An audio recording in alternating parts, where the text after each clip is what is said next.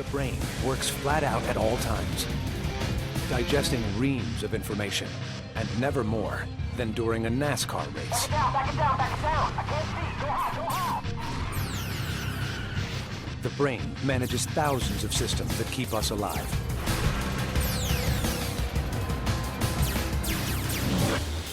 And it has to do that faster than any computer could, processing an astonishing 100 trillion instructions every second. As any central processing unit does, the brain produces heat.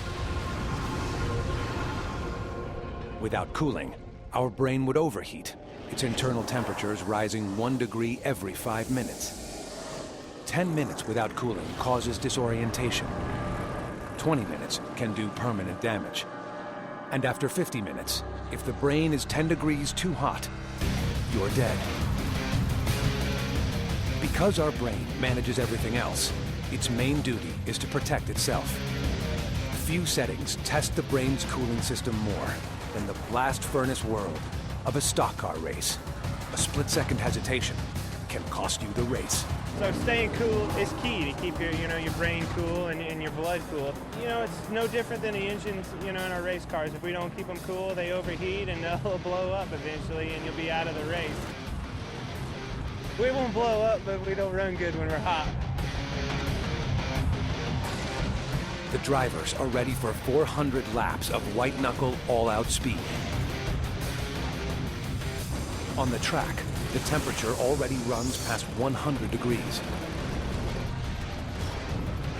Inside those 850 horsepower beasts, it's even hotter. Driver's working in a strenuous environment. He's generating heat himself just through the exercise of steering and braking and all that. But then you have the added thing of the exhaust pipes generating heat into the cockpit. So typically we see cockpit temperatures 125 to 140 degrees. In such extremes, our brain needs sophisticated ways to stay cool. Our body's cooling system works like a car's. We've got a radiator system that basically cools the water that's circulated through the engine. You got airflow which comes in the front of the car and circulates through the core of the radiator, and you have airflow that then goes over the top of the castings and the rest of the engine to help cool it by air.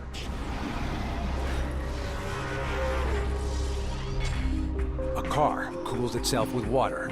The brain uses blood, which carries heat to the skin surface. As sweat evaporates, it cools the blood. The forehead and face are the best sites for cooling.